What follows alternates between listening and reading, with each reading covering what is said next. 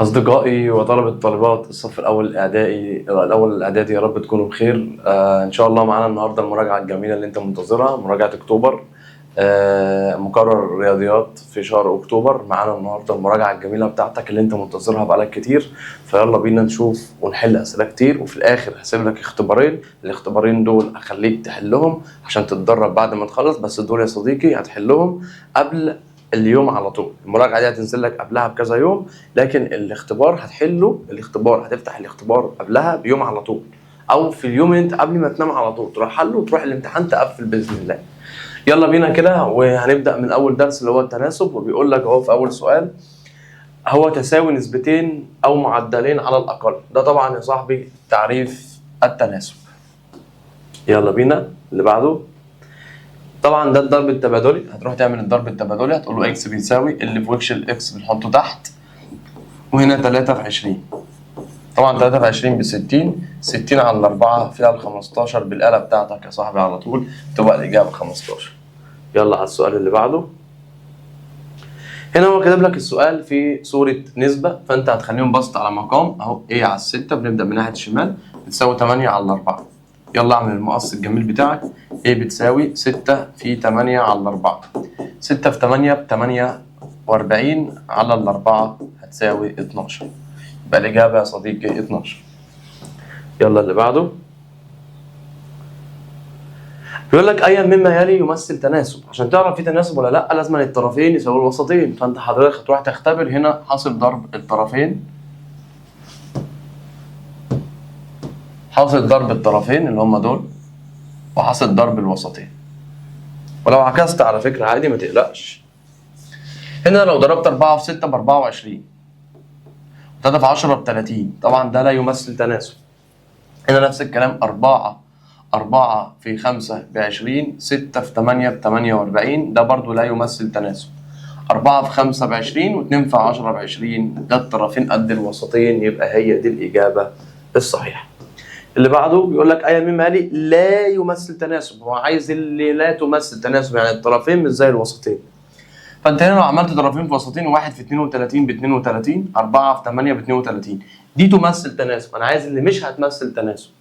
3 في 4 ب 12، 2 في 9 ب 18، بس اقفش هي دي هي دي. هو عايز التي لا تمثل تناسب، يعني الطرفين مش زي الوسطين. دي يا صديقي هتكتب اكس على 8 بتساوي 75 على 100، عشان دي 75%، وتعمل الضرب التبادلي بتاعك اللي هو المقص اكس بتساوي 8 في 75 على 100. ويلا يا صديقي نحل على الآلة. تمسك الآلة، 8 في 75 على 100 فتطلع الإجابة 6. يبقى الإجابة الصحيحة 6. يلا على اللي بعده. هنا نفس الكلام. يلا يا صاحبي اللي بعده اهو، اكس على 4 بتساوي 50 على 100. نعمل مقص، اكس بتساوي 4 في 50 على 100. طبعا 50 على 100 هيديني نص، نص ال 4 2، يبقى الإجابة 2. يلا يا صاحبي اللي بعده على طول. نعمل الضرب التبادلي. اكس بتساوي 2 في 15 على 5. 15 على 5 فيها 3، 3 في 2 ب 6، يبقى الإجابة 6. تمام. يلا اللي بعده. يا مستر السؤال ده عادي ما تقلقش. هنا هتحط تحتيه 1 ومقصك الجميل، اكس بتساوي 2 في 5 على 1 فتطلع 10، يبقى الإجابة 10. يلا اللي بعده. يقول لك أي من العلاقات الآتية تمثل تناسب. قلنا عشان يمثل تناسب بيانيا لازم الخط يمشي في خط مستقيم ويطلع من الصفر. ماشي في طريق مستقيم من الصفر، ماشي في خط مستقيم من الصفر، ده لأ، ده لأ. هو ده الجميل اللي ماشي في خط مستقيم. ده لا يمثل تناسب لأن الخط جاء بميل عندك. ده بادئ خط مستقيم ولكن بادئ من 15، ده في خط مستقيم ولكن بادئ من 1، فده بادئ من الصفر وماشي في طريق مستقيم، يبقى هو ده الذي يمثل تناسب. السؤال اللي بعده يقول لك سيارة تستهلك 20 لترا من البنزين. ده حضرتك كنا بنعمله أثناء الشرح في جدول. كنا بنكتب على حسب الكلام اللي مكتوب هنا عدد اللترات، عدد اللترات، وهنا المسافة التي تقطعها السيارة. هو يستهلك 20 لتر لما بيقطع 210، فهو عايز كم كمية البنزين المستهلكة لقطع مسافة 630. هتعمل مقص إكس بتساوي 210 تحت وفوق 630 في 20. آلتك الرائعة الجميلة، يلا بينا. 630 في 20 على 210، فتديني الإجابة في الآخر 60. يبقى الكلام ده هيطلع معانا ب60. يلا السؤال اللي بعده. يقول لك أي من النسب التالية تكون متناسبة مع النسبة دي. عشان تبقى دي مع تناسب في دي فلازم حضرتك تجرب الاختيارات، يعني تحط كده ال 24 على 36 جنب دي وتروح تعمل الطرفين والوسطين. فحضرتك لما تعمل الطرفين هنا والوسطين هنقول 8 في 36 هيديني 288، ولما تضرب ال 18 في ال 24 هتديني 432. طبعا دي مش هتنفع كده، ما اتعملتش تناسب. خد بقى نفس الكسر ده حطه هنا تاني، 24 على 36.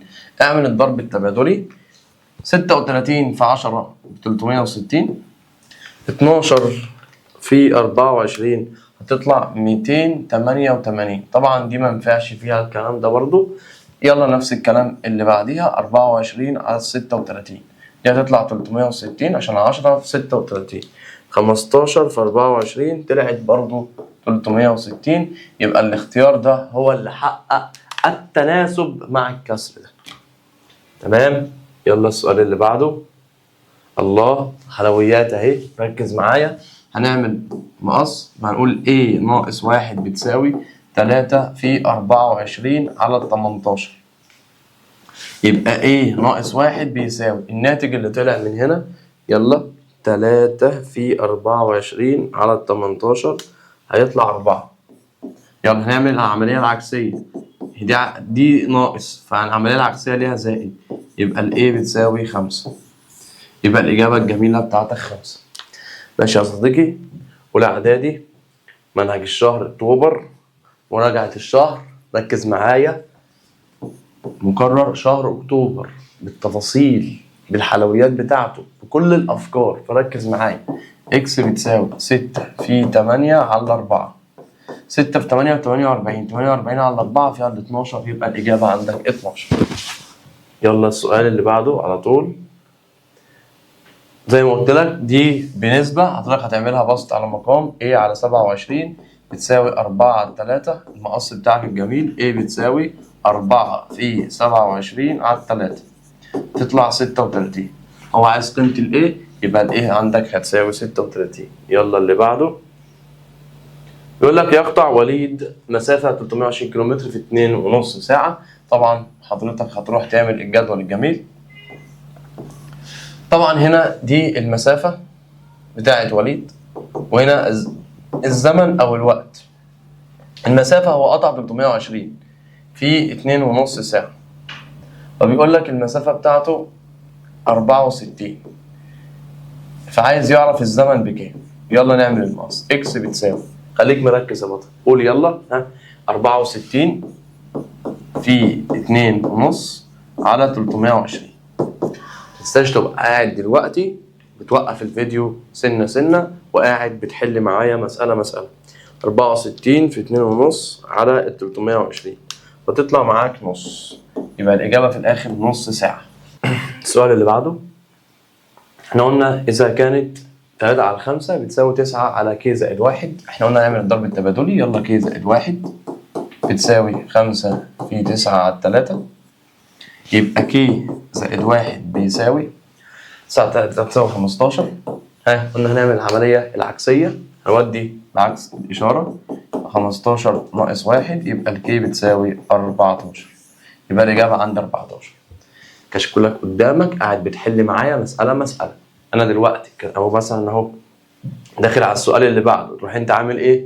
تروح أنت زي الشطور كده وقف الفيديو، تروح قاعد بتحلها، بعد كده تروح مشغل وتشوف بقى أنت حليت صح ولا غلط. يلا ب زائد 1 بتساوي، يلا نعمل الضرب التبادلي. ايوه زي ما انت كتبتها دلوقتي عندك في الكشكول اللي هي 2 في 3 على 1. يبقى ب زائد 1 بتساوي 6. هنعمل العملية العكسية، يبقى 6 ناقص 1 يبقى البي بتساوي 5. يبقى البي بتساوي 5. يلا بينا على السؤال اللي بعده. دخلنا بقى على مقياس الرسم، وبالله عليك ركز معايا عشان الدرس ده انت بتتلخبط فيه وعندك مشاكل فيه، فعشان مش عايزين ننقص يا حبيبي، فيلا يا بطل كده مع بعض، خليك مركز وان شاء الله نحاول نظبط الدنيا مع بعض. بقول لك اي من مقاييس الرسم التاليه يعبر عن تصغير. ركز بقى. تصغير يبقى لازم حضرتك الرقم اللي على ايدك الشمال يبقى اصغر من الرقم اللي على ايدك اليمين. اهو. هل ال70 مش ده الرقم على ايدك الشمال؟ هل ال70 اصغر من الواحد؟ لا، يبقى دي كده بنسميها تكبير. دي كده برضو تكبير. دي بقى هي دي التصغير، دي تكبير. ليه؟ اهو الواحد اللي على الشمال اصغر من ده، بس كده صح. يلا يا صاحبي اللي بعده. يقول لك اذا كان الطول في الرسم 14 مللي والطول الحقيقي 700 مللي. هو يعني نكتب القانون. الطول في الرسم الى الطول الحقيقي. الطول في الرسم اللي هو 14 ملم والطول الحقيقي 700 متر. فانت كده عايز تحول من متر لملي. نيجي بقى في حوار التحويلات. بص يا صديقي الصدوق، ركز بقى معايا. ادي كيلو متر، وادي متر، دي سي متر، سنتيمتر، ملي متر. احنا قلنا دي كده ب1000، دي كده 10، دي كده 10، دي كده 10. انت عايز ايه بقى يا صاحبي؟ انت عايز من المتر للملي. اهو من المتر للملي يبقى 1000. يبقى اروح اضرب دي كده في 1000.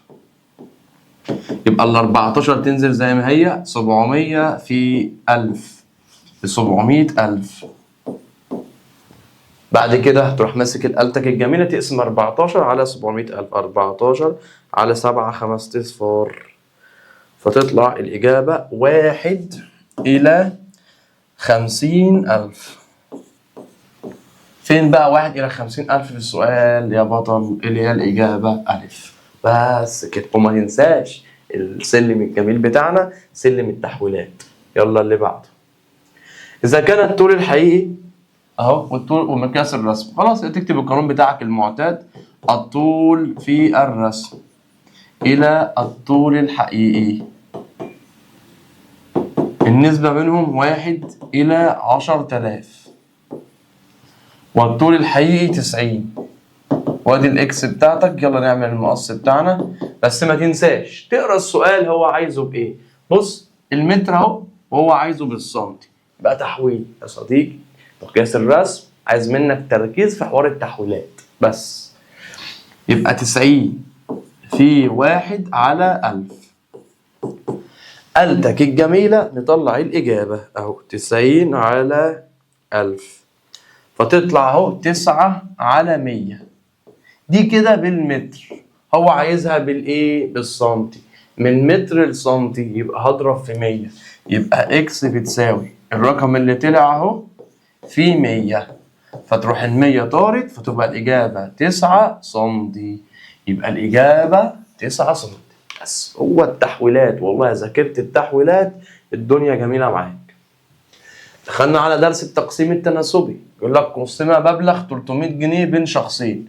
قلت له يبقى هكتب الأول إلى الثاني إلى المجموع. الأول عند حضرتك 1 إلى 3 مجموعهم كام؟ 4. تحت المجموع هحط 300. تروح كاتب هنا اكس وواي وتعمل بقى المقص بتاعك. يبقى نصيب الأول هو عايز مننا نصيب الأصغر. ماشي، هنروح نجيب نصيب الأول ونصيب التاني. بعد كده نشوف مين الأصغر ومين الأكبر.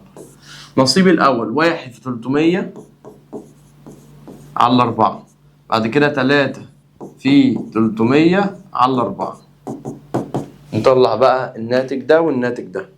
1 في 300 على 4 فتطلع 75 جنيه. بعد كده 3 في 300 على 4 هيطلع 225 جنيه. مستر أنا طلعت الرقمين. بص اللي موجود في الاختيارات 75، بس هو ممكن في المدرسة يكون عامل لك في الاختيارات الاتنين موجودين. طب أنا مستر بقى في طلبة بقى بتخلص وما بتعرفش تختار مين. صاحبي ركز. هو بيقول لك أنا عايز نصيب الأصغر. مين الأصغر في دول؟ 75. اقرا السؤال، هو لازم يحدد لك، هو عمره ما هيسيب لك المساله عايمه كده، لازم يحدد لك. يلا السؤال اللي بعده. هو بيقول لك قسمت قطعه ارض مساحتها 36 فدان بين شخصين، يبقى هتكتب اهو الاول الى الثاني الى المجموع. عرفت ان انا مستر لما بيقول لك قسمنا قطعه الارض كلها ده يدل على المجموع. يبقى هنا 7 إلى 2، 7 إلى 2 مجموعهم 9. تحت التسعة هتحط ال36 وادي الاكس بتاعتك وادي الواي. يقول لك أي مما يأتي يمكن أن يكون نصيب لأحد الشخصين. هنروح نجيب بقى نصيب الأول اللي هو اكس والنصيب التاني اللي هو واي. يلا نقص أهو، اللي في وش الرمز نحطه تحت أهو. بعد كده 2 هنا هيبقى 7 في 36 وهنا 2 في 36. دي على الآلة هتطلع 28، دي على الآلة هتطلع 8. مين بقى من دول موجود في الاختيارات؟ 28. يبقى الإجابة 28 فدان. بس كده. السؤال اللي بعده، إذا كان سعر الكرسي 2500 جنيه وكان عليه تخفيض، أيه ده دخلك على النسبة المئوية يا بطل. يلا تخفيض، يبقى هنكتب أهو قبل التخفيض إلى التخفيض إلى بعد التخفيض. إن هنا دايما بنحط 100%. هو قال لك خفض قد إيه؟ خفض 15%. والتخفيض قلنا بنطرح 100 ناقص 15 يبقى 85%. بعد كده بيقول لك إذا كان سعر الكرسي، أنت هنا بقى بتتلخبط مستر، هو الرقم ده أنا بتلخبط يا مستر، ما بعرفش أحطه هنا ولا هنا ولا هنا. أقول لك على لعبة، أنت اقرا هو عايز إيه حطه عكس اللي هو قال لك عليه. اقرا هو عايز ايه حطه عكس اللي قال لك عليه. هو قال لك بعد التخفيض يبقى حط الرقم ده قبل التخفيض. طب لو قال لك هات لي قبل التخفيض حطه بعد التخفيض. ماشي كده؟ ماشي. هو عايز السعر بعد التخفيض. تعالى يا معلم نجيب الاكس ونجيب الواي وبعد كده نتفاهم مع بعض. هنعمل اهو المقص، اللي في وش الرمز نحطه تحت، ادي هنا 100 وادي هنا 100. بعد كده 15 في 2500. بعد كده عندك 85 في 2500. يلا هنجيب الآلة. 15 في 2500 على 100 فتطلع هنا 375 جنيه. بعد كده بدل بقى 15 بنطلع كده نشيلها ونحط مكانها 85 تبقى 2125 جنيه. مستر برضو انا بطلع الاجابتين زيك كده والله، بس ما بعرفش اختار ايه، عشان هو بص يا مستر حاطط لي الاجابتين في الاختيارات. يا حبيبي ركز في السؤال. هو بيقول لك فما سعر الكرسي بعد التخفيض، مش دي بعد التخفيض اهي، بعد التخفيض اهي انت حاطط عندها واي، يبقى انت عايز تجيب اجابه الواي اللي هي 2125 بس. تمام. يلا على اللي بعده. إذا زاد يبقى قبل الزيادة إلى الزيادة إلى بعد الزيادة. دايما هنحط هنا 100%. هنا هل هو قايل لك كام في المية في السؤال؟ لا والله. يبقى هنا إكس في المية، هنا واي في المية. فبيقول لك إذا زاد سعر الآلة من 700 إلى 840، يبقى يا صديقي كده زود كام؟ من 700 ل 840، يبقى كده زادت الآلة 140 جنيه. تروح بقى حضرتك تعمل الضرب التبادلي بتاعك بتاع المنهج بتاعك اهو. اللي في وش الاكس نحطه تحت، يبقى هنا 700. بعد كده 140 في 100. بعد كده 840 في 100. قالتك الجميلة ونطلع الناتج. يلا 140 في 100 على 700 فيطلع 20%، لأن الإكس دي فوق في جنب علامة في المية، تحت بقى هيطلع كده 120%. مستر هختار أنهي؟ هو اللي هيقول لك. اقرا السؤال. فهو بيقول لك فما معدل الزياده، الزياده اهي دي الزياده حاطط عندها اكس، انت جبت الاكس ب 20 يبقى الاجابه 20%. بس كده. ماشي يا مستر، كلام جميل والله. يلا السؤال اللي بعده. اذا انخفض سعر السلع، نفس السؤال اللي فات اهو. يلا قبل التخفيض إلى التخفيض إلى بعد التخفيض، هنحط هنا كام؟ جدع، برافو عليك، انت لسه كاتبها اهو 100%. هنا يا مستر هنحط اكس في المية واي في المية عشان مفيش أي نسبة هو مديها لي، مفيش أي نسبة مديها لي. إذا انخفضت سعر السلعة من 2000 جنيه بقت 1700، يبقى كده يا بطل كده نقصت كام السلعة؟ جدع جدع 300 جنيه. يلا نعمل المقص بتاعنا. الإكس اللي في وش الإكس هنحطه تحت، يبقى تحت هحط 2000. بعد كده هنقول 300 في 100، بعد كده 1700 في 100، وآلتك شغالة والدنيا جميلة. يلا بينا نطلع الناتج. الآلة بتقول أهي 300 في 100 على 2000 هيطلع 15%. بعد كده 1700 في 100 على 2000 فتطلع 85%. ها هتعرف بقى تختار؟ بقى خلاص يا مستر انا عرفت. هو عايز معدل التخفيض، معدل التخفيض اللي هو اكس، وانا جبت الاكس 15%، يبقى الاجابه 15%. ثبتت ان شاء الله، ثبتت باذن الله، مش هتنساها تاني. السؤال اللي بعده بيقول لك اشترى علاء تليفون محمول بسعر 6750 جنيه وباعها بسعر 7776، فإن النسبة المئوية للمكسب. وإيه المشكلة؟ هو الراجل ده اشترى وكسب وباع، يبقى شراء إلى مكسب إلى بيع على طول. لو قال لك خسارة هتكتب شراء خسارة بيع. هنا 100% دايما. في نسب مئوية؟ لا يا مستر، دي كده اكس في المية واي في المية. ماشي يا صديقي. يلا اللي بعده هنعمل ايه؟ يقول لك اشتراها يبقى تحت الشراء 6750 وباعها يبقى تحت البيع 7776. عايز اعرف كده كسب كام، اروح طارحهم من بعض اهو. 376 ناقص 6750 فتطلع كده الراجل ده كسب 1026 بس. يبقى انا جبت الرقم ده ازاي؟ طرحت دول من بعض. يلا نعمل المقص. اكس بتساوي شرطة كسر اهي، واي بتساوي شرطة كسر، اللي في وش الرمز نحطه تحت اهي 6750، وهنا برضو 6750.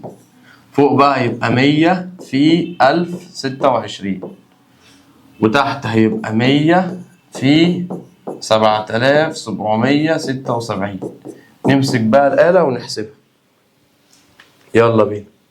100 في 1026 على 6750 فتطلع الإجابة 15.2%. يلا نحسب بقى اللي فوق. نشيل دي كده ونحط 7776 فيطلع 115.2%. هو بقى عايز ايه؟ عايز النسبة المئوية للمكسب. حضرتك مسمي المكسب اكس وانت جبت الاكس 15.2، يبقى الإجابة يا بطل 15.2%. يلا يجري على اللي بعده.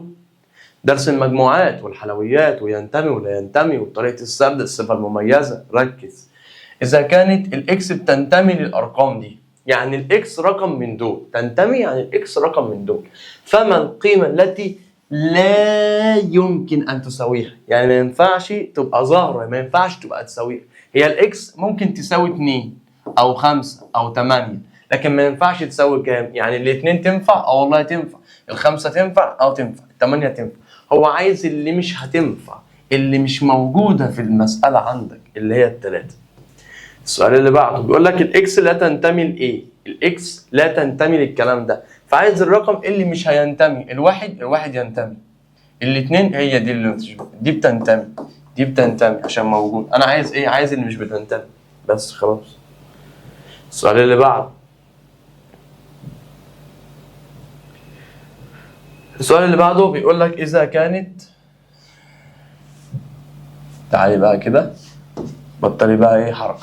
إذا كانت الإيه بكده بيقول لك البي جزئية من إيه؟ جزء منها، يعني لازم أن يكون رقم من دول. فتعالى كده بالراحة نشوف الاختيارات. فبيقول لك 4 و6.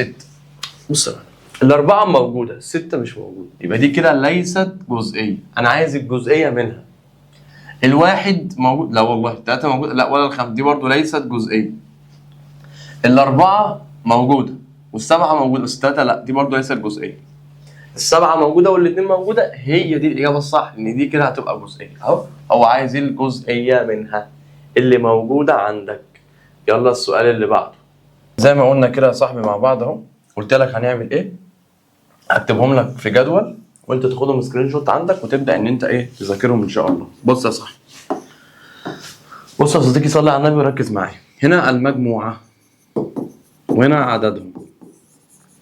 كنت بقول لك أنا إيه بقى؟ كنت بقول لك لو هنا رقم 1 يبقى عددهم 2، لو الرقم والفاي، تمام؟ لو عددهم 2 هيبقوا 4، اللي هم مين؟ الواحد لوحده والاتنين لوحدها والمجموعة كلها والفاي. لو هم 3 هيبقوا 8. طيب لو هم 4، لو هم 4 قلنا 16. طب لو هم 5 أرقام، لو المجموعة فيها 5 أرقام يبقى 32. وقلت لك ساعتها احفظ القانون ده، 2 أس n، يعني 2 أس 1، 2 أس 2، 2 أس 3، 2 أس 4، 2 أس 5. تعالى بقى نرجع لمسألتنا. خلاص الجدول ده أنت بقى ذاكره بقى. هنا بقى هو بيقول لك عايز عدد المجموعات، احنا قلنا دول كام رقم؟ رقمين، يبقى الإجابة 4 بس. أنت لو حافظها خلص الموضوع، لعبة جميلة وسهلة. ده تساوي مجموعتين، تساوي مجموعتين. يا مس اعمل ايه؟ اشطب على اللي اتكرر اهو. التلاتة موجودة والستة موجودة، كده انت عرفت. انا عرفت يا مستر الاكس هتبقى ب5 والواي هتبقى ب7. هو عايز منك ايه؟ تجمعها. يعني اجمع اهو، 5 زائد 7 يبقى الإجابة 12 بس يا صاحبي. يلا يا صديقي اللي بعده. عدد المجموعات الجزئية لأي مجموعة لا يمكن أن تساوي كام؟ أنت عارفهم لسه قايل لك عليها، ممكن يساوي 2 و4 و8 و16 و32. ال 16 ممكنة، ال 8 ممكنة، وعلى فكرة ال 64 برضه ممكنة، لكن ال 36 هي اللي مش ممكنة. مفيش أي حاجة، مفيش أي مجموعة يقدر يبقى عددها 36. يقول لك إذا كان عدد عناصر A اتحاد B ب5، يعني A اتحاد B 5 أرقام، هو اللي قال، فإن عدد عناصر A لا يمكن أن تساوي كام؟ يبقى عدد عناصر A لا يمكن أن تساوي 6، لأن لو عدد عناصر A لوحدها 6 هيبقى أنت كده بتتكلم عنهم كلهم، فهيبقوا 6 أرقام، ما ينفعش. أنت بتقول إن هما 5، مش الاتحاد ده طماع بيلم كله. يبقى أنت عشان تلم كله لازم يبقى عدد عناصر الاتحاد هو نفسها عدد عناصر ال A أو أقل. هو بيقول لك مش هينفع تبقى بكام. طيب السؤال اللي بعديه برضو تساوي مجموعتين، نلعب اللعبة 8 باي باي. فكده ايه اللي اتبقى لي في السؤال؟ 2 اكس بتساوي 6. احنا قلنا هنعمل العملية العكسية، هنا في علامة ضرب فهتتحول لاسم، يبقى هقسم 6 على 2 يديني 3، يبقى الإجابة 3. يلا يا بطل الأبطال، أولى إعدادي مراجعة شهر أكتوبر، ركز معايا علشان الدنيا تبقى معاك جميلة وتقفل بإذن الله الامتحان. هل التسعة موجودة هنا؟ لا، التسعة دي يا بطل اسمها عنصر، والعنصر بنختاره ينتمي او لا ينتمي. التسعة مش موجودة يبقى لا ينتمي. امتى بختار جزئية وليست جزئية؟ لو هي دي كده، لو هي كده، لو هي في السؤال كده اهو، اهي لو المسألة كده اهو، بص الفرق، ده عنصر لكن دي اسمها مجموعة. المجموعة دي موجودة لا، فساعتها تختار ليست جزئية. ركز، ركز. يلا بينا اللي بعده. رب تكون قاعد وبتحل معايا اهو. السؤال يجي انت موقف الفيديو، تروح قاعد في الكشكول تحل، تخلص حل تروح فاتح الفيديو وتراجع وتشوف انت حلك صح ولا لا، واللي بعده وهكذا وهكذا. دي يا معلم ليها رسمه اهي، شكل فيني اهي. بص اهي اللي جوه دي البي، ما هو بيقول لك البي جزئيه من ايه اهي، البي جزئيه من ايه. هو عايز ايه؟ تقاطع بي، التقاطع ياخد اللي جوه. مين اللي جوه؟ بي. عارف لو قال لك ايه اتحاد بي ياخد اللي بره. فهو بيقول لك انا عايز التقاطع. مين التقاطع بتاعك اللي جوه؟ عارف افتكرها بالايه؟ افتكرها بالام، ودي كده الطفل. التقاطع ياخد الطفل اللي هو بيكون جوه، الاتحاد ياخد الام اللي بره. هو هنا عايز التقاطع يبقى ياخد اللي جوه، يبقى الاجابه بي. ماشي يا مستر، يلا اللي بعده. الفاي. اول ما تلمح فاي، الفاي جزئيه من اي مجموعه. والله الفاي انت حتى لما بتيجي اقول لك اكتب المجموعات، اكتب جميع المجموعات للمجموعه كذا، بتحط معاها الفاي. يبقى الفاي دايما جزئيه من اي مجموعه. الفاي دايما جزئيه من اي مجموعه. السؤال اللي بعديه نفس الكلام، هنطير برضو الحاجات اللي اتكررت اهي، الاثنين اهي 8 اتكررت، مفيش حاجه ثانيه اتكررت. يلا نشوف بقى هنعمل ايه. هو بيقول لك فما قيمه اكس زائد واي. هو بيقول لك ان ده جزء من ده، ده جزء من ده، يبقى كده الاكس هتبقى ب2 والواي هتبقى ب5. هو بيقول لك اجمعهم، اجمعهم اهي، اجمع 2 زائد 5 فتبقى الاجابه 7. يبقى الاجابه 7. ماشي يا صديقي، يلا يا صديقي اللي بعده. يلا اولى اعدادي شد حيلك. فما المجموعه التي تعبر عن ايه اتحاد بي؟ احنا قلنا ايه اتحاد بي؟ الاتحاد ده ايه؟ ايوه يا مستر، الطماع اللي بياخد كله، بس المتكرر بيتكتب مره واحده، يبقى 1 2 3. فين 1 2 3 اهي يا معلم. يلا السؤال اللي بعده.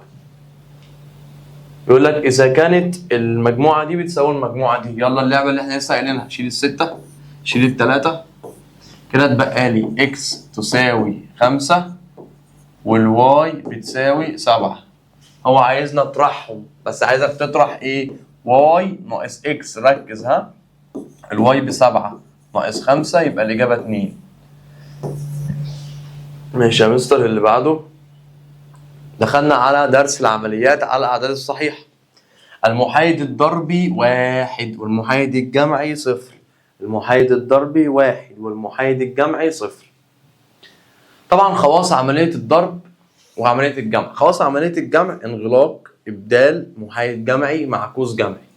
والمعكوس الجمعي هنشوفه شويه كده، اللي هو سالب يبقى موجب، موجب يبقى سالب. والعدد او خواص عمليه الضرب انغلاق، ابدال، دمج، توزيع، محايد ضربي، معكوس ضربي. فده عدد، ده اسمه عدد، وده معكوسه. عدد، وشفت انت قلت ايه؟ عدد زائد معكوسه، يبقى دي خاصيه المعكوس الجمعي. اللي بعده بيقول لك عايز المعكوس الضربي. لازم تعمل نازل يضرب طالع يجمع الاول. يا مستر نازل يضرب، اول حاجه المقام ينزل زي ما هو والسالب زي ما هو. نازل يضرب طالع يجمع. 4 في 7 ب28، 28 1 29. هات بقى المعكوس الضربي. بص، معكوس الضربي بيخلي السالب هو السالب، ما بيغيروش. مرجع الكسر شقلب، خلي راسه تحت ورجليه فوق، يبقى ال4 فوق و29 تحت. فين يا معلم الإجابة دي؟ أهي. تمام يا مستر، يلا يا صديقي اللي بعده. عايز المعكوس الضربي لده. مش ده أكنه 35 على 100؟ يا مستر، لما أجيب له معكوس ضرب هيبقى 100 على 35. عارف أنت أهي 100 على 35. إيه ده يا مستر؟ ده أنا مش لاقيها يا مستر. تحطها على الآلة بقى عشان دي محتاجة تبسيط. أهي 100 على 35 فتطلع اهي بعد التبسيط 20 على 7. لقيتها يا معلم؟ لقيتها يا مستر. متخضش بقى، السؤال ما لقيتهوش، جرب الاختيارات او حط المساله على الاله وبسطها. ايا مما يلي يساوي الكلام ده. طيب احنا لازم نحل دي الاول. دي بنحلها ازاي؟ على الاله. حطها على الاله او نعملها بمخك. اعملها بالاله وريح نفسك. ده يخطر 3 على 5 زائد سالب 2 على 3، فتطلع معاك سالب 1 على 15. اهي الاجابه سالب 1 على 15. بسيط. يلا بينا للي بعده. يقول لك اذا كانت ده بيساوي ده فما قيمه اكس؟ بسيط، روح طلع قيمه ده واعمل العمليه العكسيه. يعني هعمل ايه؟ هكتب دي كده على الاله اهو، سالب 5 على 12 ناقص سالب 7 على 6. فدي كده طلعت لي 3 على 4، 3 ارباع. وبقيه المساله بقى زي ما هي اهو. هنعمل بقى العملية العكسية. هنا عملية جمع، فالعملية العكسية ليها ايه؟ طرح. يبقى هقول 3 ارباع ناقص 1 على 6. شوفها بقى بكام اهي. 3/4 ناقص سدس. فتطلع معايا على الآلة 7/12 اللي هي الإجابة أ. بس أي حاجة مش عارفها شغل الآلة الجميلة. بيقول لك السؤال ده غاص دولفين من سطح الأرض، غاص دولفين من سطح الماء، ماشي، إلى عمق 3.25 ثم غاص مسافة 2.5 متر آخر، فأيا مما يأتي لا يعبر. بص، طالما غاص في الماء، غاص في البحر، يبقى هو كده سالب، يبقى هو هنا -3.25 وكمان -2.5. ده معنى الكلام. هو عايز بقى اللي مش هيعبر عن الموقف ده، اللي هو يعني الإجابة الغلط، يعني دي هي دي، فدي إجابة صحيحة. أنا عايز الإجابة الإيه؟ الخاطئة. طيب هل دي تعبر؟ لا يا مستر ما تعبرش. أقول لك ليه؟ لأن دي هتبقى سالب لكن دي هتبقى موجب عشان دي قيمة مطلقة. يبقى هي دي يعني؟ هي دي. طب دي تعبر؟ تعبر، ما دي جنبها سالب ودي جنبها سالب، ودي السالب بره، فلما يخش يخلص عليهم، ففي سالب برضه اهو. تقول يا مستر ما دي موجب، اقول لك لا يا ابني، السالب ده محطوط بره القوس، يعني السالب ده بتاع ده وبتاع ده، لكن دي عمرها ما هتحقق الكلام. تمام. يلا اللي بعده. ايا من نواتج الجمع التاليه تكون اشارته موجب. يعني بيقول لك طلع الناتج اهو، طلع الناتج وشوف مين فيهم هيبقى موجب. 19 زائد -26 طلعت يا عم دي -7، دي هتسالب 35 زائد 17 هتساوي -18. دي يا معلم هتطلع -25 زائد -12 هتطلع -37. دي 40 زائد -18 هتطلع 22. هو عايز انهي بقى، السالب ولا الموجب؟ هو عايز الموجب. يبقى اهو هو اللي عايز الاجابه الموجب. بس يلا. ايا مما يلي يكافئ عمليه الطرح دي. يعني بيقول لك طلع الناتج ده وشوف مين فيهم هيديك نفس الناتج. دي هتطلع بالاله 3. شوف بقى مين فيهم دول هيدوك 3. دي هتديك -3 مش هتنفع، دي هتديك 3 هي دي بنت الناس دي هتنفع. بس سؤال سهل وجميل. يلا اللي بعده. أي المقادير الآتية له نفس ناتج الضرب؟ اضرب دول. 8 فرد مع 8 تقدر مع 3 دي -1. شوف بقى مين فيهم هيديك -1. بص كده بالعقل كده، مين هيديك فيهم -1؟ تعالى نعملهم. تعالى نعمل الأول بدماغنا. نازل يضرب طالع يجمع هنا أهي. 2 في 4 ب8 و1 9، يبقى دي كده 9 على 4 في 4 على 9. دي هتطير دي هتطير تديك 1. أنا عايز الإجابة إيه؟ -1. طب تعالى نعمل دي -50. دي هنعمل نازل يضرب طالع يجمع، طالع في 2 ب6 و1 7. دي هتطلع بالآلة -7 على 5 مش هتنفع. أنا عايز الإجابة إيه؟ -1. بص دي كده سالب في سالب بموجب، فدي هتطلع -1 كده. خلاص ما فضلش إلا دي. بس تعالى أفهمها لك. دي نازل يضرب طالع يجمع، 2 في 2 ب4 و1 5 ناقص دي 7 على 2، فدي هتطلع -2 على 2 تطلع -1. وانا عايز الاجابه -1 فتبقى دي الاجابه الصح. يلا يا صديقي اللي بعده. والاعدادي خليك مركز ما تهنكش، اوعى تسرح، خليك مركز معايا.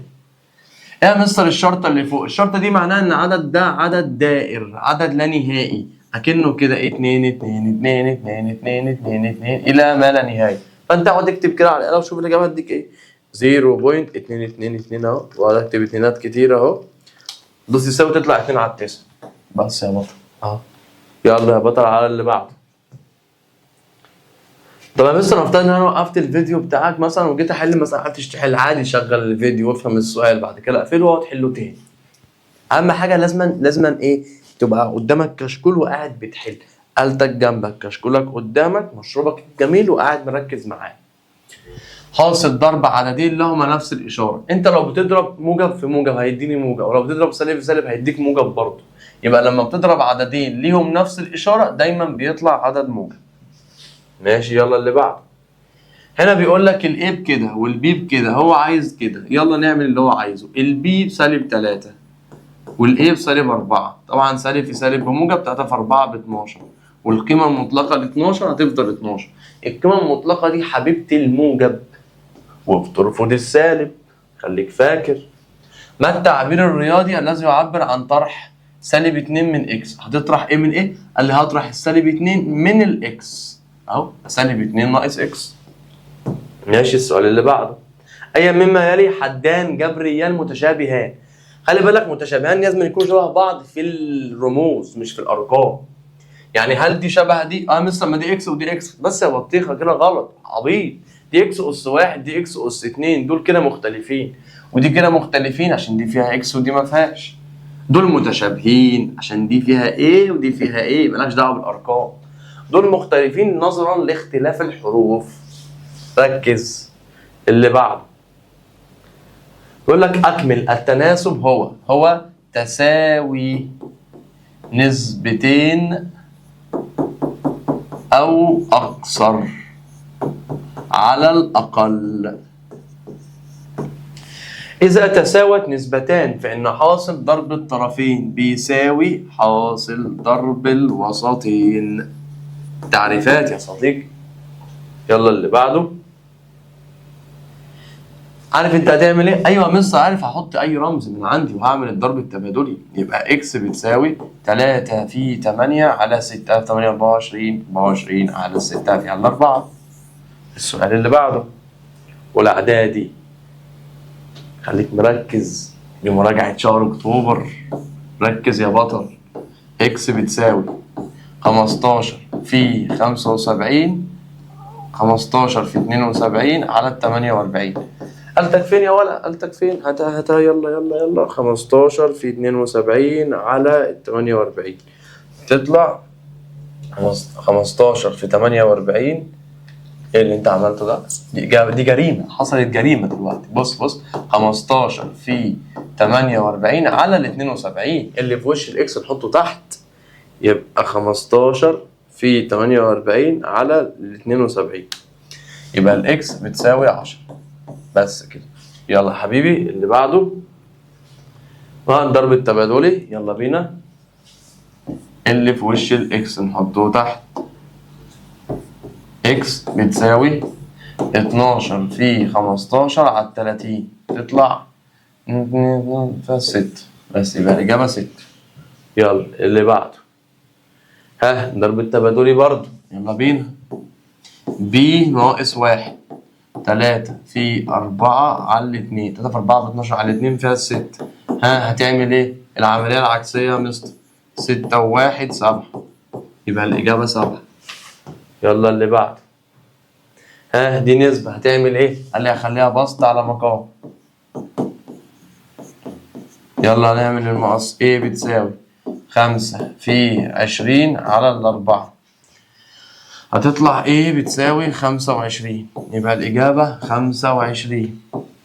يلا يا بطل الأبطال اللي بعده. الضرب التبادلي. اكس زائد 1 بتساوي 20 في 8 على 5، يبقى اكس زائد 1 بتساوي 20 على 5 بقى 4 في 8 ب 32. انت على الآلة يعمل العملية العكسية. يلا. يبقى اكس بتساوي 32 ناقص 1، يبقى اكس بيساوي 31، يبقى الإجابة 31. يلا يا حبيبي اللي بعده. مقص أخيك جميل. يلا بينا. اكس زائد 1 بتساوي 3 في 15 على 5، يبقى اكس زائد 1 بيساوي، دي هتطلع 9 بالآلة. اعمل العملية العكسية. 9 ناقص 1 يبقى الإجابة 8، يبقى الإجابة بتاعتنا 8. يلا بينا اللي بعده. يقول لك إذا كان مقياس الرسم أكبر من 1، ما دي كده أكبر، بق السمكة بياكلها أهو. أكبر يا ولا يبقى تكبير. طب لو قال لك أصغر يبقى تصغير. يلا اللي بعده. أهو أصغر يبقى الإجابة تصغير. يبقى لو مقياس الرسم أكبر من 1 تكبير، أصغر من 1 تصغير، ومديك إجابة أهو.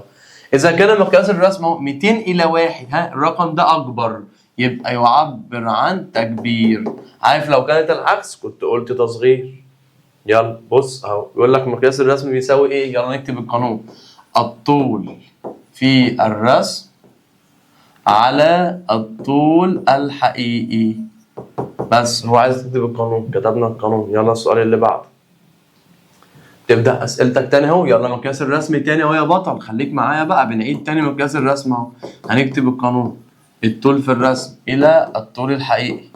عايز تكتبه على زي ما أنا كنت كاتبه من شوية، ماشي. الطول في الرسم 5 سنتي، الطول الحقيقي 15 متر. متر السنتي نضرب في 100، يبقى أنا كده معايا 5 إلى 1500. يلا بسطها فتطلع الإجابة 1 بالآلة 1 إلى 300، يبقى الناتج 1 على 300. ماشي يا مستر، يلا اللي بعده على طول. إذا كان طول حشرة في الصورة 4 سم وطولها الحقيقي 2 مللي، نكتب القانون: الطول في الرسم إلى الطول الحقيقي. الطول في الرسم اللي هو الطول في الصورة 4 سم والطول الحقيقي 2 مللي. أنا عايز أحول من سنتي لملي. أيوة جدع، نضرب في 10، يبقى هنا 40 إلى 2، بسطها تطلع 20 إلى 1، يبقى الإجابة 20 إلى 1. 20 إلى 1. يلا يا صديقي الصدوق، يلا اللي بعده. إذا انخفض سعر سلعة، لسه قايل لك من شوية في اختر، يبقى قبل التخفيض إلى التخفيض إلى بعد التخفيض. هنكتب هنا كام؟ 100%. برافو عليك. مستر مش مديني نسب مئوية، خلاص أنا كده ذاكرتها مستر واتظبطت في دماغي، اتطبعت في دماغي. يبقى هنا إكس في المية واي في المية. إذا انخفضت من إلى، قلنا من يعني قبل، إلى حطها بعد، وطرحهم شوف كام انخفضت كام؟ 300. مقصك الجميل، إكس بتساوي واي بتساوي، هنحط ال 1500 تحت أهو. بعد كده هنقول 100 في 300، وبعد كده 100 في 1200، وعلى الآلة الجميلة ونطلع الناتج. يلا أهو 100 في 300 على 1500، فتطلع الإجابة 20%. بعد كده هيبقى 100 في 1200 على 1500، فيطلع 80%. هو عايز بقى أنهي؟ عايز معدل التخفيض، يعني عايز التخفيض اللي هو إكس اللي هي 20، يبقى الإجابة 20%. تمام. يلا بينا اللي بعده. المعكوس الضربي لازم تعمل نازل يضرب طالع يجمع الأول. السالب هينزل والمقام هينزل، 3 في 2 ب6 و1 7. يلا شقلب الكسر، يبقى سالب 2 على 7. السالب بيفضل مكانه، انت بتحرك بس، خلي راسه تحت ورجليه فوق. يلا ها، دي لسه حلينها والله. هتعمل مقص، يبقى اكس بتساوي 5 في 2، يبقى الإجابة 10. ماشي يا بطل الأبطال، يلا اللي بعده. مراجعة الشهر، أكد تاني الكلام ده مهم، فركز معايا عشان الأسئلة دي والله هتجيلك في الامتحان. يستطيع إبراهيم الجري، دي مسألة الجدول الجميل بتاعنا اللي احنا بنحلها بطريقة الجدول. يبقى أنا عندي المسألة بتتكلم عن المسافة وعن الزمن. إبراهيم ده جري مسافة 60 في 20 ثانية، عايز يعرف الزمن بتاعه قد إيه لما يجري 360. هتروح عامل الضرب التبادلي وخلص الموضوع على كده. إكس بتساوي 20 في 360 على 60. يلا امسك الآلة واحسبها. 20 في 360 على 60، فتطلع الإجابة 120. 120 إيه بقى التمييز؟ 120 ثانية، يبقى الزمن 120 ثانية. تمام. ممكن هو بقى يضحك عليك في سؤال مثلا يقول لك إيه؟ أنا عايز الزمن بالساعة، الزمن بالساعة أو الزمن بالدقيقة. لو قال لك الزمن بالدقيقة هتروح قاسم دي على 60. طب لو قال لك من ثانية لساعة هتقسم على 3600. ماشي. اللي بعده الضرب التبادلي تاني. A ناقص 1 بتساوي 3 في 24 على 18. يبقى A ناقص 1 بتساوي 4. اعمل العملية العكسية، يبقى A بتساوي 4 زائد 1، يبقى A بتساوي 5. بس يبقى الإجابة 5. يلا اللي بعده. ها دي نسبة، هنعمل إيه؟ برافو عليك، هنحولها لبسط ومقام. A على 27 و4 على 3. مقصك الجميل A بتساوي 4 في 27 على 3، فال A هتساوي 36. يبقى الإجابة 36. يلا اللي بعديها. إذا كانت قطعتان من الجبن تحتويان على 230 سعر حراري، فإن عدد السعرات الحرارية في 5 قطع. اقسم يا صاحبي 230 على الخمسة أهو. 230 على الخمسة، 230 على 5 تطلع 46. يبقى الإجابة 46 سعر حراري. يلا اللي بعده. الضرب التبادلي. يلا بينا، بس خلي بالك هو عايز تضرب الإجابة في 2. بعد ما تطلع الإجابة اضربها في 2. إكس بتساوي 12 في 4 على 8. 12 في 4 على 8، 12 في 4 ب 48، 8 فيها 6. لو أنت كتبت الإجابة 6 تبقى غلطان، هو عايزك تضربها في 2. يبقى 2 في 6 بتساوي 12، يبقى الإجابة 12. عشان كاتب 2 إكس، 2 إكس يعني 2 في إكس. طب ده يا مستر هعمل ايه؟ ولا حاجه يا صاحبي. بص بص بص، 3/4 هو ضربها في كام؟ في 4 اهو. يبقى 3/4 في 4. اوعى تعمل الضرب التبادلي، هنا مش محتاجه ضرب تبادلي هنا. ماشي يا مستر. يلا اللي بعده. اللي بعده نموذج لطائره مصنوعه بمقياس رسم. يلا مقياس رسم. الطول في الرسم الى الطول الحقيقي. الطول في الرسم 1/1000. طول الطائرة في هذا النموذج، نموذج ده يعني رسم، ب7.6. انت مركز صح؟ مركز وصاحي ها؟ سنتي ومتر. بعد ما اطلع الناتج احول. خليك صاحي. اكس بتساوي 7.6 في 1000 على 1. يلا اهو على الآلة. 7.6 في 1000 على 1، فتطلع الإجابة 7600. إيه سنتي؟ أنا عايزها بالمتر، أروح قاسم على 100 فالأصفار تطير، فتطلع الإجابة 76 متر. يبقى الإجابة 76. ماشي. بطل الأبطال أولى إعدادي، خليك معايا ومكملين مع بعض مراجعة شهر أكتوبر أهو. يلا. الطول في الرسم إلى الطول الحقيقي. الطول في الرسم 5 سم والطول الحقيقي 70 متر. يبقى أنا كده هعمل إيه؟ أيوه برافو عليك، هحول من متر لسنتي فأضرب في 100. 5 زي ما هي، 70 في 100 ب7000. نمسك الآلة بتاعتنا ونقسم 5 على 7000 فيطلع 1/1400. يبقى الإجابة 1/1400. دي الإجابة. يلا اللي بعده. الله. اشتركت شيماء وفاطمة في مشروع. ماشي. يبقى أنا كده عندي مين؟ عندي واحدة اسمها شيماء وواحدة اسمها فاطمة، وعندي المجموع. شيماء دفعت قد إيه؟ دفعت 25,000 وفاطمة دفعت 35,000. نجمعهم يا معلم. يلا نجمعهم. 25,000 زائد 35,000 فتطلع الإجابة 60,000. ومجموع الأرباح 48,000. هو بقى عايز منك ده وده، عايز نصيب فاطمة، ده احنا هنجيب نصيب فاطمة ونصيب شيماء. يلا بينا. هنعمل المقص بتاعنا من هنا، الحتة اللي فيها أرقام كتير أهو. اللي في وش الرمز نحطه تحت، يبقى هنحط 60,000 تحت أهي. بعد كده هنعمل إيه؟ بعد كده هنبدأ بقى نجيب نصيب شيماء اللي هو إكس، هيبقى 25,000 في 48,000. ونصيب فاطمة 35,000 في 48,000. هو قال لك احسب نصيب فاطمة. نصيب فاطمة اللي هو الواي، فأنا هحسب الواي بس. أنا عملت لك الخطوات أهو. يبقى 35,000 في 48,000 على 60,000.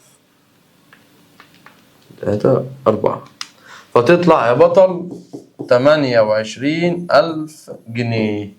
يبقى نصيب فاطمة من الأرباح 28,000 جنيه. بس كده. يلا على اللي بعده. أودعت سارة مبلغ من المال في أحد البنوك بمعدل فائدة، يبقى قبل الفائدة إلى الفائدة إلى بعد الفائدة. وقلنا هنا بنحط دايما إيه 100% والفايدة 18. ها بقى قول لي الفايدة دي أجمع ولا الفايدة يبقى حاجة بتزود بتزيد، بتزيد، يبقى كده 118%. وبيقول لك أودعت سارة، يبقى اللي أودعته ده كان قبل الفايدة 50,000 جنيه إكس واي. هو عايز السعر بعد الفايدة، يبقى أنا أروح أحسب الواي بس. عايز تحسب الإكس والواي بعد كده تكتب الإجابة مفيش مشكلة، بس عشان ننجز أهو هنحط 100 تحت وفوق 118 في 50,000. قالتك الجميلة ونحسب حساباتنا. يلا 118 في 50,000 على 100 وتطلع الإجابة 59,000 جنيه. يبقى بعد سنة هتستلم المبلغ 59,000 جنيه. بس كده. يلا السؤال اللي بعده. إذا انخفض سعر سلعة، يبقى قبل التخفيض إلى التخفيض إلى بعد التخفيض. هنا هنحط 100%، وهنا معرفش في كام إكس في المية، وهنا برضو واي في المية. حلينا منها بقى كتير عشان تثبت معاك، عشان كنت تتلخبط فيها. بعد كده احنا قلنا انخفضت من 2700 بقت 2448. يبقى كده يا بطل خفض كام؟ تروح ماسك الآلة وطرحهم من بعض. 2700 ناقص 2448 2484 هتطلع 216.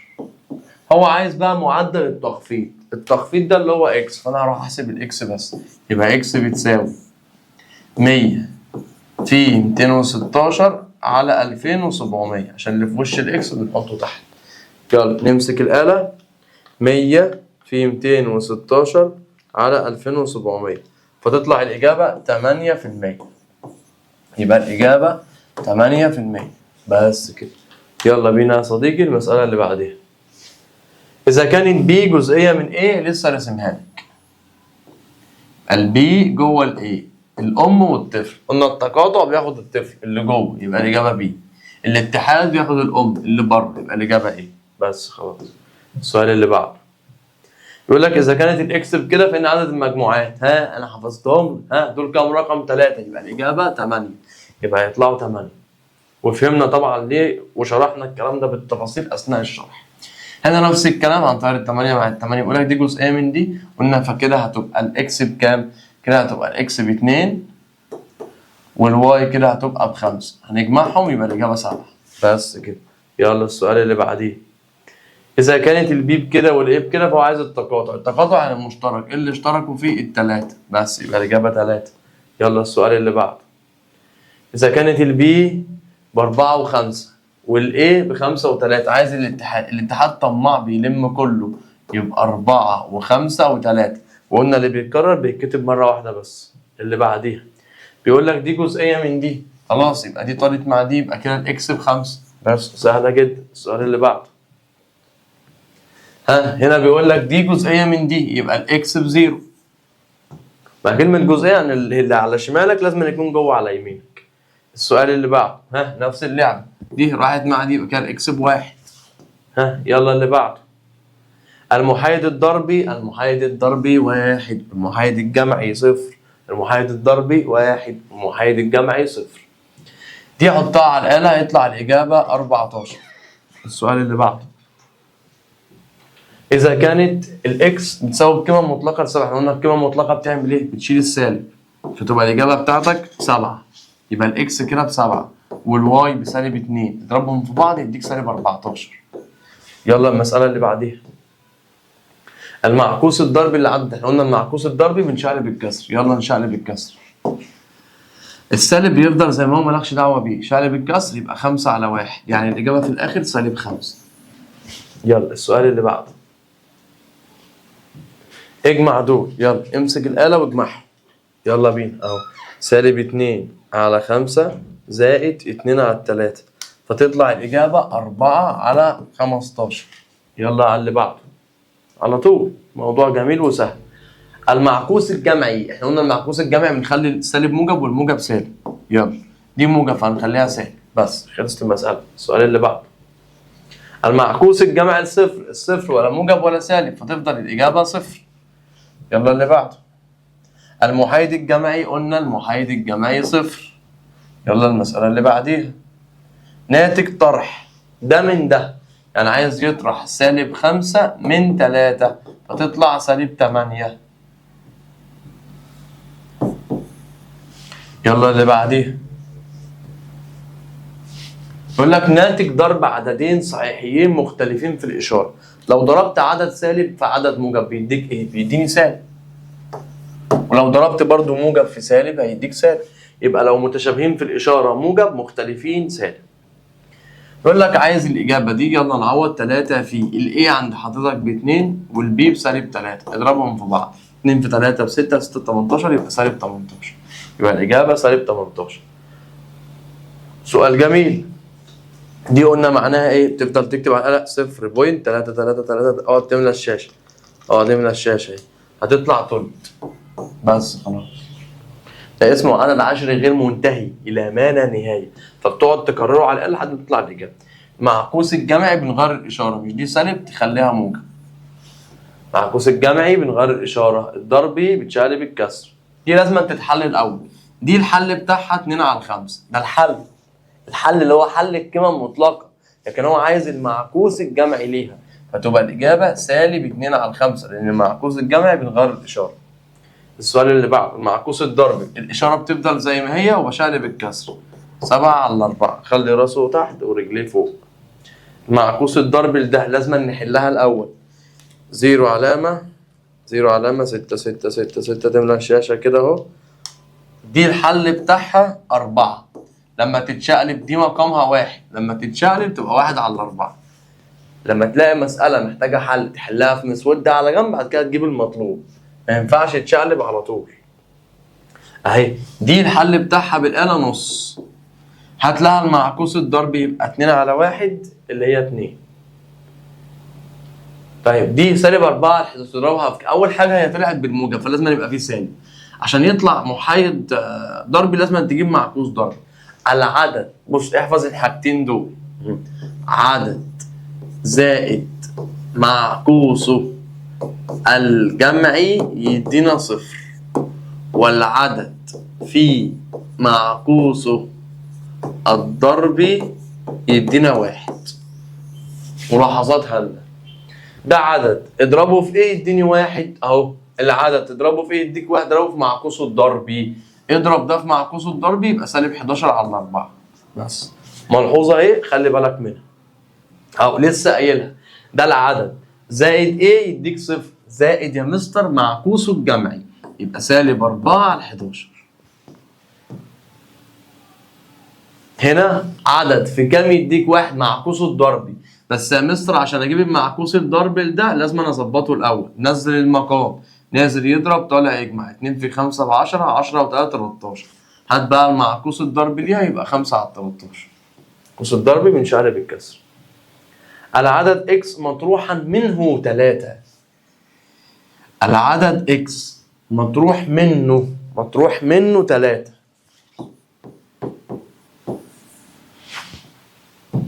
يلا اللي بعده. في المقدار الجبري ده معامل بي هو ايه؟ المعامل ده الرقم اللي جنب البي اهي، الرقم اللي جنب البي 1، والثابت الثابت اللي هو قاعد لوحده ده اللي هو -6، هو ده اسمه الثابت. اللي بعده. هنا هتجمع الرموز المتشابهة، فين يا مستر الرموز المتشابهة؟ تعال نحط تحتها خط. 3AB ودي شبهها برضه، يتجمعوا مع بعض يبقى 6AB، ودول 4 بي مع ناقص 4 بي طلعوا بصفر، يبقى الإجابة النهائية 4 اي بي. بتجمع حدود متشابهة. المقالي بقى وحلويات المقالي. يزن جسم على الأرض 90 نيوتن. نعمل الجدول بتاعنا ده أول درس في المنهج. أنا عندي وزن الجسم، وزن الجسم على الأرض، وهنا وزن الجسم على القمر. وزنه على الأرض كام؟ وزنه على الأرض 90، وزنه على القمر 15. كم يبلغ وزن جسم آخر على القمر؟ يبقى هو عايز الوزن على القمر، ولما يكون وزنه على الأرض 60. بس أنت كده عرفت الإجابة؟ عرفت بقى خلاص. إكس بتساوي كم في كم على كم؟ 15 في 60 على 90. قالتك الجميلة الإجابة تطلع وتحط التمييز وخلاص. 15 في 60 على 90 ده مقالي، فلازم تعمل الخطوات والتمييز. يبقى 10 نيوتن. نيوتن دي وحدة يعني منسوبة للعالم نيوتن. يقطع وليد مسافة، والله نفس الحوار أهو. أدي الجدول مسافة، يبقى هنا مسافة وهنا الزمن. هو قطع مسافة قد إيه يا معلم؟ قطع 320 في 2.5 ساعة، وقطع مسافة 64، فعايز يعرف هنا الزمن بتاعها هيبقى بكام. نعمل المقص.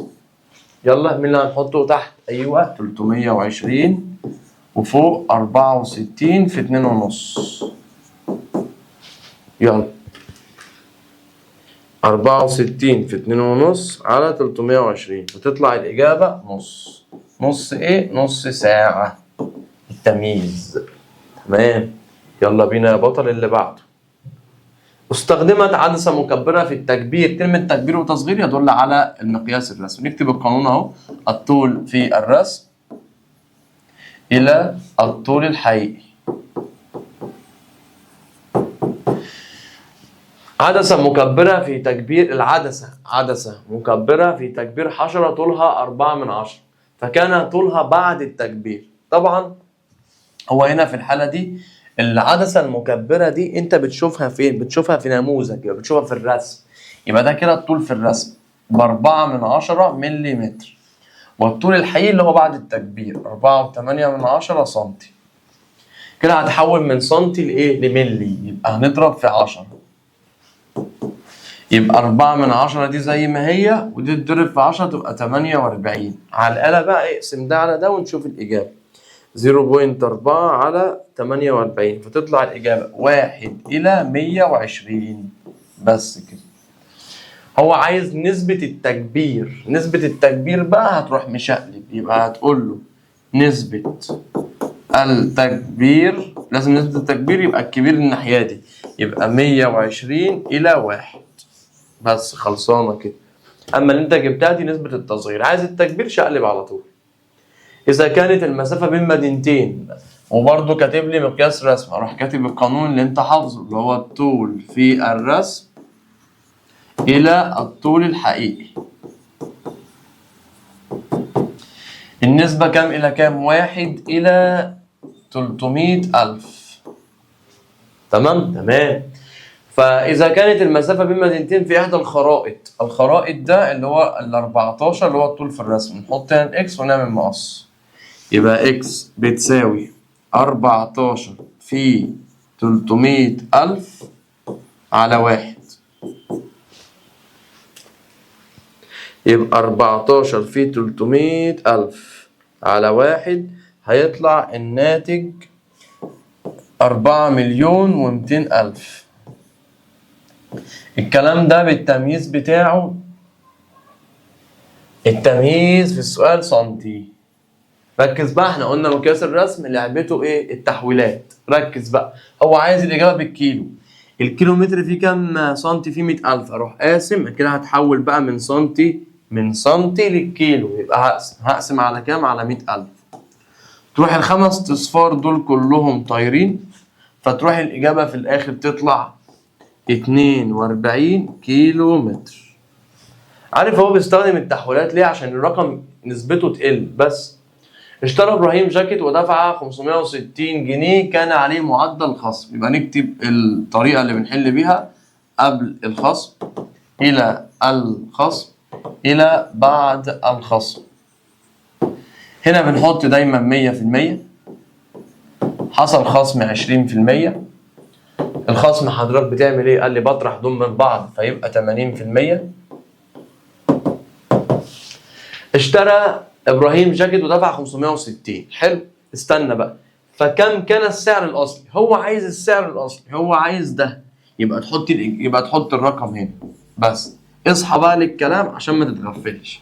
يبقى اكس بتساوي واي بتساوي، هنعمل المقص بتاعنا المعتاد من هنا. اللي في وش الرمز هنحط تحت، يبقى نحط تحت ال 80 بتاعتنا. الاكس هيبقى 100 في 560 و20 في 560. هو عايز السعر الاصلي للجاكيت، يعني عايز السعر قبل الخصم، يعني عايز الاكس بس. فانا هروح احسب الاكس بس. يبقى 100 في 560 على 80، فهتطلع 700 جنيه. تعال نحسب دي من مره عشان اقول لك تسلموا الاجابه ازاي في المدرسه في الامتحان. انت عملت الخطوات اهو والدنيا معاك زي الفل. لازم بقى تسلموا الاجابه. انت جبت الاثنين، ما تخلوش هو يختار. تروح قايل له كده: السعر الاصلي هو اللي هو 700 جنيه بس. سلم الاجابه عشان ما تبقاش انت بتقول للمدرس اختاري انت بقى. يلا السؤال اللي بعده. يريد رجل توزيع مبلغ من المال على ابنائه الثلاثه. يبقى انا كده معايا 3 من الابناء، اللي هو الاول الى الثاني الى الثالث، وعندي المبلغ كله. يبقى المجموع النسبة 1/2 إلى 3. تعال نجمعهم. 1 و2 3 و3 6. وتحت المجموع هنحط ال 8000. ادي الاكس بتاعتنا، ادي الواي، ادي مثلا الزد. نجيب يلا الاكس اهو. اكس هتساوي واي هتساوي زد هتساوي اللي في وش الرمز نحطه تحت اللي هو ال6. بعد كده 1 في 8000، 2 في 8000، 3 في 8000. وعلى الآلة بقى وتبقى السؤال خلص. 1 في 8000 على 6، ده نصيب الأول.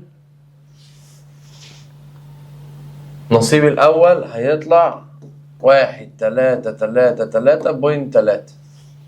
بعد كده هنا يبقى 2 كده. ثواني معلش آسف، هو كاتب 1/2 إلى 5. أنا شفتها شفتها 3 5. فلما نيجي نجمعهم هيبقوا هنا 8. دي 8. يبقى صلح لي بقى دول كده أهو. يبقى كده لما تيجي تحسب الإكس هتبقى 1 في 8000 على 8، فتطلع كده نصيب الأول 1000. متنساش التمييز بقى.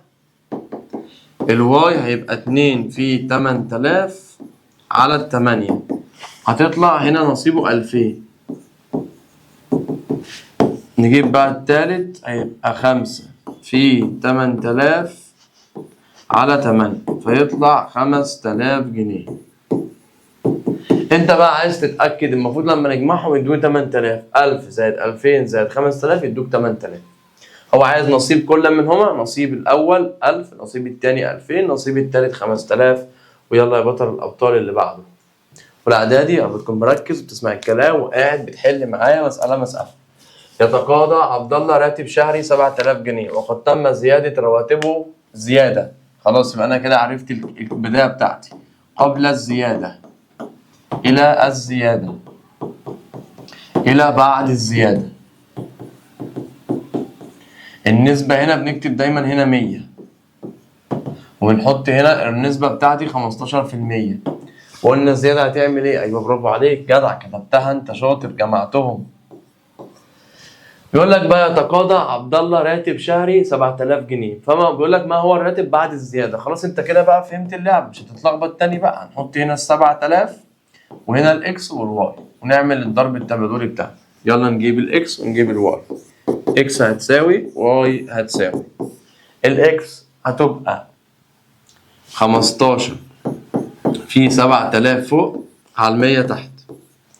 بعد كده 115 في 7000 على 100. يلا نجيب الآلة ونحسب حساباتنا. 15 في 7000 على 100 فتطلع 1050. 1050 جنيه. بعد كده هنخلي بقى دي 115 فتبقى 8050 جنيه.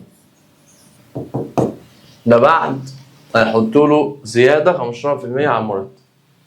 السؤال اللي بعده قسم مبلغ بين 3 أشخاص، يبقى ده كده معاك الأول إلى الثاني إلى الثالث.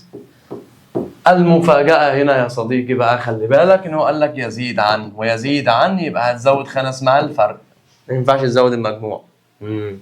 ماشي. النسبة بينهم 4 إلى 2 إلى 1. تعالى بقى نشوف هو بيقول لي إيه. بحيث يكون نصيب الأول يزيد عن التالت. يبقى أنت هتطرح الأول من التالت بس، مش أنا اللي قلت والله. ركز المسألة اللي قالت بحيث يكون نصيب الأول يزيد عن نصيب التالت. كلمة يزيد عن يعني هتطرح الأول من التالت. أطرح 4 ناقص 1 فتبقى 3. ركز عشان ما عملتش كده المسألة مش هتكمل. يبقى هنا 900 اللي هو مديها لك، وادي الاكس ادي الواي ادي الزد، وتبدا تعمل الضرب التبادلي. اكس بتساوي واي هتساوي زد هتساوي. يلا بينا نعمل المقص اهو، اللي هيتحط 3 تحت اللي هيتحط تحت 3.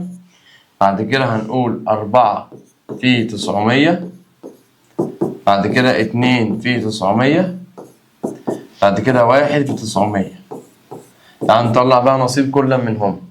4 في 9 في 36 عن الفرق 12، يبقى نصيب الأول 1200 جنيه. بعد كده 2 في 9 18 عن 3 6 يبقى 600 جنيه. بعد كده يطلع 300 جنيه. حضرتك بقى عايز تتأكد، تعالى أقول لك. مش احنا لو طرحنا الأول من التالت زي ما هو قال يديك 900، 1200 ناقص 300 يديك 900، وإجابتك صحيحة بنسبة 100%. يلا بينا على السؤال اللي بعده. يلا يا بطل مكملين معاك اهو المراجعة. ركز معايا، مراجعة مكرر شهر أكتوبر. هو بيقول لك الايه 1 3 5 6 والبي 3 4 5. هو عايز الاتحاد والتقاطع. ومال ايه اتحاد بي؟ فاكر يا صاحبي؟ فاكر الاتحاد يعني ايه؟ طماع بيلم كله، والمتكرر مرة واحدة. يبقى 1 و3 و4 و5 و6 بس خلاص. ده الاتحاد. التقاطع بقى وعايز ايه؟ تقاطع بي. تقاطع يعني المشترك. ايه المشترك في الاي والبي؟ تعال نشوف ايه اللي اتكرر كده في الاي والبي. اللي اتكرر 3 اهي، 3 و3 اهي اتكررت، والخمسة هنا وهنا، يبقى اللي اتكرر 3 و5 بس خلاص. مسألة بسيطة وسهلة، من ألذ الدروس ومن أسهل الدروس عندك درس المجموعات. هنا بقى هو عامل لك ايه؟ هنا عامل لك مسألة شكل بين، عادي ما تخافش. هو بيقول لك انا عايز ايه؟ تقاطع بي. يقول له حاضر، روح هات التقاطع بين ايه وبي. الايه اهي والبي اهي، اشتركوا في ايه؟ اشتركوا في ال3 وال7. كده خلص المطلوب الاول. المطلوب الثاني عايز بي اتحاد سي. يبقى لم كل اللي في ايه وكل اللي في بي. لو انت متلخبط من الرسمه حضرتك تيجي زي الشاطر كده في مسوده على جنب اهو. بص اهو مسوده على جنب، خرج الايه بكام والبي بكام والسي بكام، ولا تزعل نفسك. الايه لف مع دايره الايه كده. الايه فيها 1 و2 و3 و4 و7، والبي فيها 3 و7 بس، والسي فيها 7 و1 و5 و9. فانا لما جاوبت الاجابه بتاعت التقاطع بصيت على الاي والبي لقيت اللي اشتركوا فيهم اهم 3 و7 فكتبتها قدامك اهي. هو عايز بقى بي اتحاد سي، يبقى كل اللي في بي وكل اللي في سي. لم كل اللي في بي وكل اللي في سي. دي 9. يلا تعالى نلم بقى كل اللي في مين؟ كل اللي في البي وكل اللي في السي. يلا بينا. البي والسي الاتحاد طماع، لم كله يبقى 1 و3 و7 و5 و9. تمام كده اسهل. خلي بالك تعالى نجيب بقى المسألة رقم 3. عايز A تقاطع B تقاطع C، يعني المشترك فيهم هما التلاتة. هما التلاتة اشتركوا في ايه؟ اشتركوا في السبعة اهي. 7 ادي 7 ادي 7، يبقى الإجابة 7. المطلوب الرابع هو عايز ايه؟ اتحاد التقاطع. يا عم سهلة سهلة والله. الايه اللي هي عند حضرتك 1 و2 و3 و4 و7، عايز اعمل لها اتحاد في التقاطع بين بي وسي. البي والسي اشتركوا في مين؟ في السبعة. هات بقى الاتحاد، يعني لم كله، فهتبقى الإجابة في الآخر 1 و2 و3 و4 و7، لأن السبعة اتكررت مرتين بس، ولا يهزك أي حاجة. ويلا بينا مكملين مع بعض. السؤال اللي بعده، اوجد عدد المجموعات. لو قال لك اوجد جميع المجموعات، أهو جميع المجموعات يبقى لازم تحلها. يبقى الحل بتاع حضرتك هتكتب الواحد لوحده في قوس مجموعة، والتلاتة لوحدها، والتمانية لوحدها. أنا كنت في اختر بكتب الإجابة على طول عددهم 8. ليه؟ عشان كان بيقول لي هات عددهم. هنا ده سؤال مقالي، يقول لك اوجد جميع المجموعات واذكر عددها. أدي الواحد لوحده، التلاتة لوحدها، التمانية لوحدها. قلنا هناخد كل اتنين مع بعض، يبقى الواحد مع التلاتة، والتلاتة مع التمانية، والواحد مع التمانية. كده أنت خدت هما اللي كل اتنين مع بعض. بعد كده هتاخدهم هما التلاتة مع بعض يتفقوا مع بعض في قوس. بعد كده نزود عليهم الفوق. عددهم 8 مجموعات أو 1 2 3 4 5 6 7 8. ماشي يا بطل الأبطال، يلا ركز معايا. السؤال اللي بعده يقول لك الإيه ب10 والبي بسالب 3. هو عايز قيمة ده وقيمة ده. ماشي، طالب مني حاجتين. عايز بي ناقص سالب إيه. سهلة يا عم. البي عندك بسالب 3 ناقص سالب 10، حطها على الآلة والله يطلع 7. بس جبنا المطلوب الأول. هيف من هياف.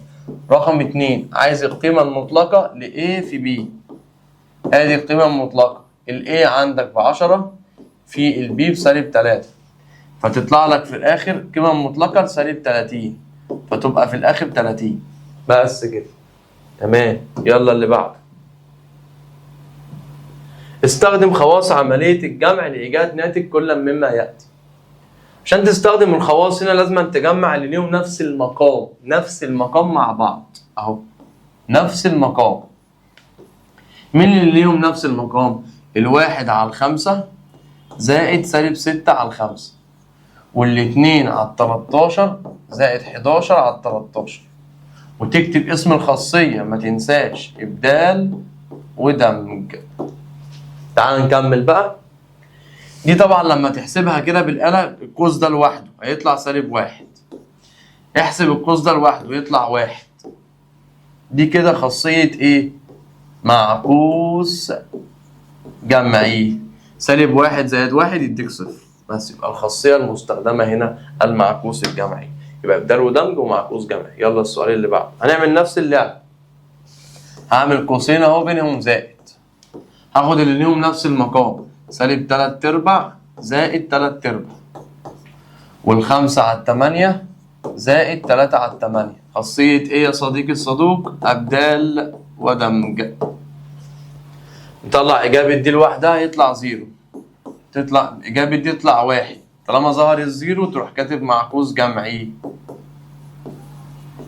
0 زائد 1 1، يبقى تكتب محايد جمعي. بس كده. يلا بينا اللي بعده. باستخدام خاصية التوزيع. خاصية التوزيع بتحط ايدك على اللي اتكرر اهو، 112 112 112. وما تنساش هنا مضروبة في 1. لازم أن يكون كل رقم متكرر جنبه علامة الضرب. تروح ساحب المتكرر ده جنبه علامة فيه. بعد كده اشطب عليه اشطب عليه اشطب عليه. اكتب بقى اللي اتبقى. بس خلي بالك اللي بيظهر جوه القوس زائد وناقص بس، ما ينفعش تحط جوه القوس علامة فيه. يبقى 5 ناقص 16 زائد 1. بعد كده احسب بقى 112 في دول 5 شيل منهم 16 سالب 11 سالب 11 زائد 1 سالب 10. حطها بقى على الآلة تطلع الإجابة كده سالب 1120. دي الإجابة النهائية. خلي بالك عشان دي أسئلة مقالي، ها، ولازم يجي لك طبعا منهم سؤال. عشان تستخدم هنا خاصية التوزيع هتروح كاتب سالب 7 فيه وفاتح قوس. مش دي 102 تروح فاككها كده 100 زائد 2. طب لو هي 99 100 ناقص 1. طب لو هي 103 100 زائد 3. لو هي 101 100 زائد 1. لو هي 98 100 ناقص 2. بس بعد كده وزع بقى. يعني ايه اوزع؟ يعني اضرب ده مره هنا ومره هنا، فتتكتب كده سالب 7 في 100 زائد سالب 7 في 2. بس بعد كده تبدأ بقى تخرج ناتج بقى. يلا سالب 7 في 100 بسالب 700. سالب 7 في 2 بسالب 14. عايز بقى تحطها على الآلة بعد كده مفيش مشكلة أهو. أروح كاتب أهو سالب 700 زائد سالب 14، فتروح طالعة معاك سالب 714. دي خاصية التوزيع. وهنا انغلاق. لازم تكتب اسم الخواص المستخدمة في الحل. يلا هي واحدة خاصية توزيع تاني بشكل تاني اهو. ركز بقى هنا اهو. بص دي اتكررت اهي، دي اتكررت اهي، دي اتكررت اهي. خلي بالك يبقى في واحد. يلا نبدأ نحل بقى. هناخد المتكرر كم مرة؟ مرة واحدة. حط علامة فيه بره، افتح قوس، اشطب على المتكرر اهو. اللي اتبقى 8 زائد 9 زائد 1. دي هتنزل زي ما هي سالب 4 على 9 في نحسب دول 8 و9 17 1 18. بس حطها بقى على الآلة وطلع الناتج تطلع سالب 8. بس يا صاحبي دي خاصية ايه؟ توزيع. وفي الآخر انغلاق.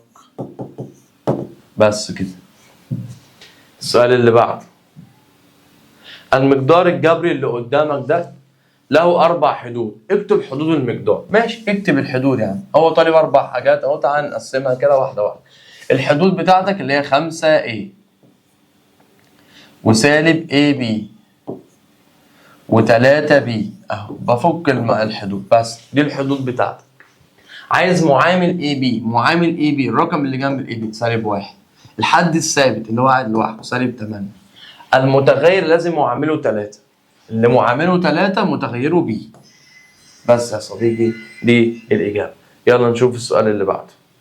اكتب المقادير الجبرية الآتية في أبسط صورة. عادي جدا هتروح حضرتك تفتح قوسين برضو بينهم زائد وتاخد اللي شبه بعض اهو. 13 x وموجب 8 x والسالب 7 مع ال 19. بس احسب حساباتك وخلاص.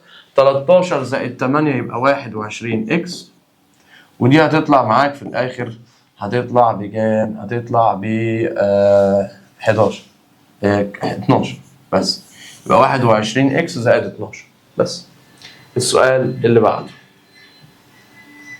هتعمل ايه هنا يا صاحبي؟ هتروح تضرب التلاتة جوه الأول، تضرب السالب 4 جوه، وبعد كده نلمهم.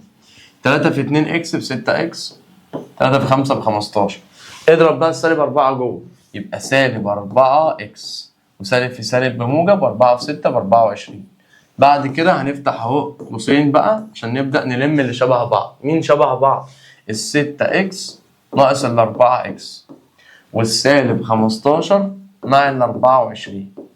يلا بقى نحسب. 6 اكس ناقص 4 اكس 2 اكس، سالب 15 زائد 24 اهو سالب 15 زائد 24 فيطلع 9. يبقى موجب 9.